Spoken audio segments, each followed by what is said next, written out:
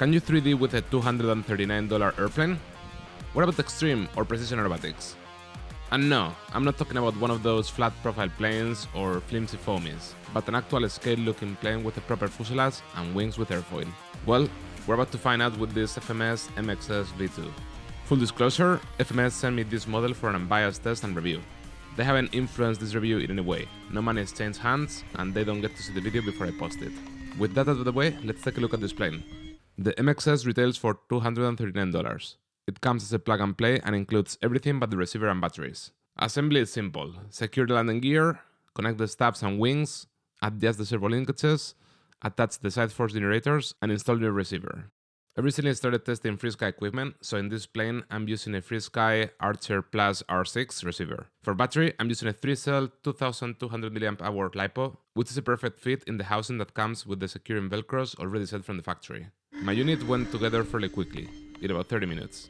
On first sight, the quality of the airframe is not bad for a little EPO airplane. Parts fit well, paint job is solid, and the level of finish is good.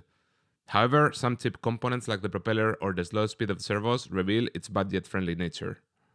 In the air, the MXS performs a bit better than I would expect in precision aerobatics. Here the servo speed is not that critical and their centering is good enough that you feel in control at all times, and getting the plane trimmed for double flight is not a difficult task. With the 2200 mAh battery, the center of gravity seems pretty neutral, just requiring a hint of down elevator to keep the plane in inverted flight.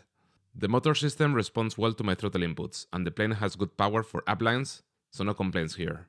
The MXS behaves well on its side. Knife edge passes are easy and don't require a lot of rudder input. I haven't bothered setting up rudder to aileron or elevator mixes yet. With this center of gravity, only minor corrections on elevator and aileron are needed during medium speed knife edge flight. The plane also behaves well in a slow high beta knife edge, where you input full rudder and use throttle to manage altitude. No signs of instability or major aileron corrections needed here. Slow rolls, point rolls, or rolling circles aren't bad either, especially taking into account the small size of the MXS. However, here's where spending a bit of time setting up those rudder mixes would be helpful to neutralize the small rolling and pitch tendencies that happen when using the rudder. Snap rolls are surprisingly good thanks to that aileron authority, but here's where the slow servos start affecting the flying characteristics. In order to stop the snap rolls in the desired position, I need to neutralize the stick a bit before I would like, in order to compensate for that slow speed. Okay, so basic precision aerobatics is doable with the MXS, but what about 3D? Well, the MXS behaves like a champ in positive and inverted Harriers. There is little wing rocking, and enough tail and aileron authority to control direction changes and angle of attack as needed. This is a good start. Transitioning from Harriers into hovers and torque rolls is also uneventful. The plane hovers at around 60% throttle and is able to easily punch out in a vertical at full throttle. Something I noticed is that the plane will roll fairly quickly during a torque roll. When testing torque rolls with a better propeller like the APC 11x5.5, the rotation speed is lower, and the general response of the motor feels better. For just $4, I definitely would recommend this upgrade. Rolling Harriers are also very doable with this plane. Although the faster roll rate, the harder it gets due to that slow response of the servos.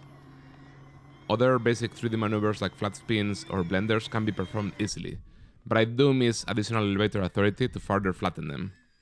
This lack of elevator authority also becomes very apparent when we start talking about extreme aerobatics. Aggressive maneuvers like pop-tops or vortex seem to be out of reach for the MXS with the stock setup. The slow servo response plus the limited elevator authority make those maneuvers almost impossible to perform. Despite this, the MXS is still able to perform maneuvers like the wall or the waterfall, even though they are not super aggressive. Rifle rolls, where the tail inputs need to happen very quickly and precisely, become extremely hard for the same reason. You have to be way ahead of the required correction, and this makes an already hard maneuver even harder. Don't get me wrong, you can definitely do some rifle rolls with this plane, but you will have to work much harder than normal, and still you won't feel like you are fully in control. You could probably go ahead and spend some cash on upgrading the servos to counter some of these issues, and you'll get a clear performance increase. However, if you're a very advanced extreme aerobatics pilot and planning to push the MXS to its limits, I don't think this is the best plane for you. Something like the Flex Jack 55 would be a better fit, although you'll be spending significantly more money. On the other hand, if you're planning to stick to basic aerobatics or want to start exploring 3D flying without breaking the bank, I think the MXS could be a great option for you.